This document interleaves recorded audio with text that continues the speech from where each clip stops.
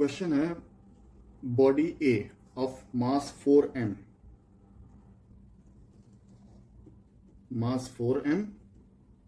Body a moving with a speed u, इसकी speed u है, collides with another body of mass 2, another body b of mass 2m at rest. It is at rest, मतलब speed 0 है। ये before collision है, ये body आई और इससे collide कर गई। आफ्टर कोलिजन क्या होगा?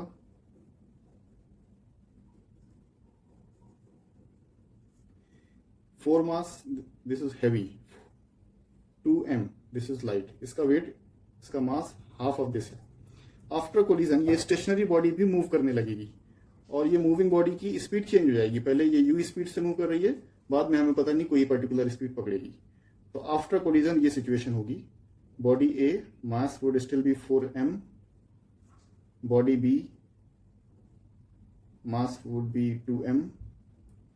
अब बॉडी ए पहले बिफोर कोलिजन u वेलोसिटी से चल रही थी, अब हमें पता नहीं क्या वेलोसिटी होगी, तो v1 से v1 वेलोसिटी से चल रही है कोलिजन के बाद।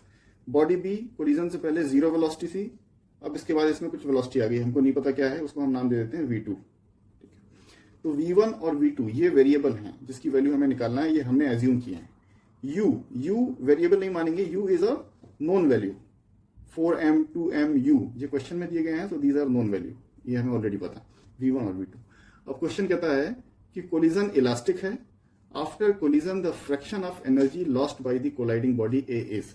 अब हमें ये निकालना है कि कोलिजन के बाद ए में जो एनर्जी बची या एनर्जी जो लूज करी ए ने, वो इसकी पुरानी एनर्जी का कितना फ्रैक्शन है। ठीक है, अब दो चीजें हैं इसमें। इस क्वेश्चन को सॉल्व करने के लिए एक रेडीमेड फार्मूला भी है, इलास्टिक कोलिजन का फार्मूला है कि after elastic collision speed of each object, ये होगा रेडीमेड फार्मूला, पर वो थोड़ा बड़ा फार्मूला है, हम कन्वेंशनल मेथड से चलेंगे। इसमें दो प्रिंसिपल यूज होंगे, एक तो law of conservation of energy और दूसरा law of conservation of momentum. Law of conservation of energy क्या कहता है कि total energy of a system, isolated system is constant, total energy of a isolated system is constant. तो ए और B को मिलाकर के एक सिस्टम बना, ए अलग सिस्टम और बी अलग सिस्टम नहीं है, ए और बी को हम एक कंबाइंड सिस्टम देखते हैं। तो इसका किसी बाहर की बॉडी से इंटरेक्शन नहीं हो रहा क्वेश्चन के हिसाब से, तो ये एक आइसोलेटेड सिस्टम है। जो भी इंटरेक्शन है विद इन द सिस्टम ए और बी में हो रहा है, तो ए और बी का कंबाइंड सिस्टम। तो इसमें law of conservation of energy लगेगा। अब law of conservation of energy कहता है कि एनर्जी, टोटल एनर्जी कांस्टेंट रहती है, इसकी फॉर्म चेंज होती रहती है, काइनेटिक से हीट में कन्वर्ट हो सकता है, हीट से पोटेंशियल में हो सकता है। तो अब यहां देखते हैं कि क्वेश्चन में कहा है इलास्टिक कोलिजन है। इलास्टिक कोलिजन में क्या होता है कि जो काइनेटिक एनर्जी होती है वो कांस्टेंट रहती है, क्योंकि अगर ये इलास्टिक है तो इसका मतलब टकराने के बाद किसी बॉडी में कोई डिफॉर्मेशन नहीं होगा, कोई हीट नहीं जनरेट होगी, कोई परमानेंट डिफॉर्मेशन नहीं होगा, तो काइनेटिक एनर्जी कांस्टेंट रहेगी। पोटेंशियल एनर्जी के बारे में कुछ कहा नहीं गया। पोटेंशियल एनर्जी का रोल तब आता है जब बॉडी हाइट में रहती है, ऊपर से नीचे गिरती है या नीचे से ऊपर जाती है। तो यहाँ कुछ ऐसी बात नहीं है, हम मान के चल रहे हैं सेम लेवल पे सारा मूवमेंट हो रहा है, तो पोटेंशियल एनर्जी इज 0 है ना, तो सिर्फ काइनेटिक एनर्जी का प्ले है। तो ए बॉडी मूव कर रही थी तो इसमें काइनेटिक एनर्जी थी, बी रुकी हुई थी, इसमें 0 काइनेटिक एनर्जी थी बिफोर कोलिजन। आफ्टर कोलिजन ए में भी काइनेटिक एनर्जी है, v1 से मूव कर रही है, बी में भी काइनेटिक एनर्जी आ गई, v2 से मूव कर रही है। तो law of conservation of energy यानी total kinetic energy of the system before collision will be equal to total kinetic energy of the system after collision. पहला रूल यूज करेंगे। दूसरा है law of conservation of momentum. ये क्या कहता है, total momentum of an isolated system is always conserved, is always constant.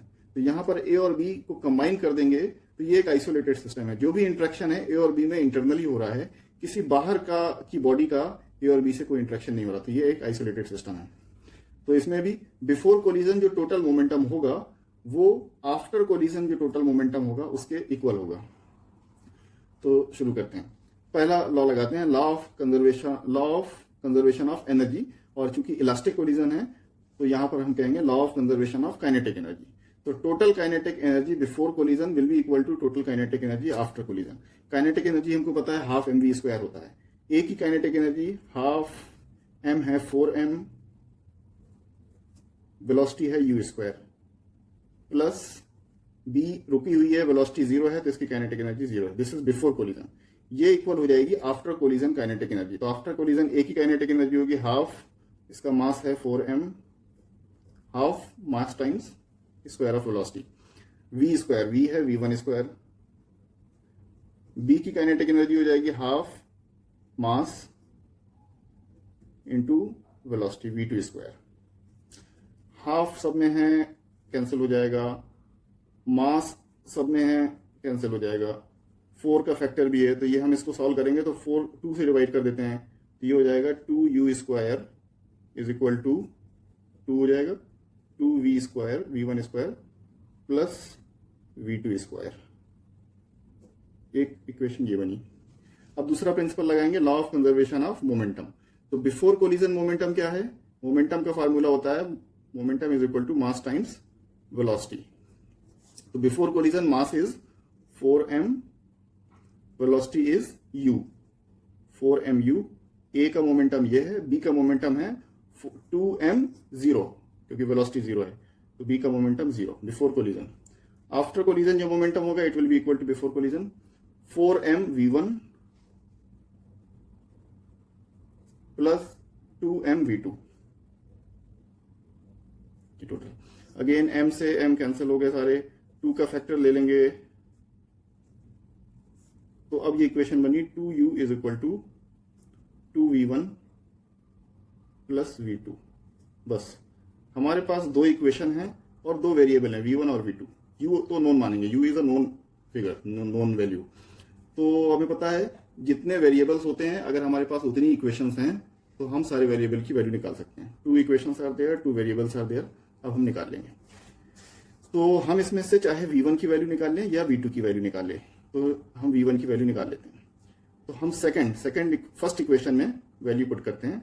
First equation है 2u square plus 2v1 square, v1 की वैल्यू हमको निकालना है. 2u square is equal to 2v1 square plus v2 की वैल्यू सेकंड इक्वेशन से निकालेंगे. v2 equal to 2u minus 2v1, तो v2 is 2u minus 2v1. Second equation से v2 की वैल्यू निकालेंगे और फर्स्ट में पुट कर दिया, ये हो गया. फर्दर सॉल्व कर लें, 2u square is equal to 2v1 square plus a minus B whole square. इसको ओपन कर देंगे तो a स्क्वायर प्लस बी स्क्वायर माइनस 2ab. तो 2u square means 4u square plus 4v1 square minus 8uv1. इसको further solve कर लेंगे या हम इसको क्वाड्रेटिक इक्वेशन की फॉर्म में रख लें. 6v1 square minus 8uv1 plus 2u square is equal to 0.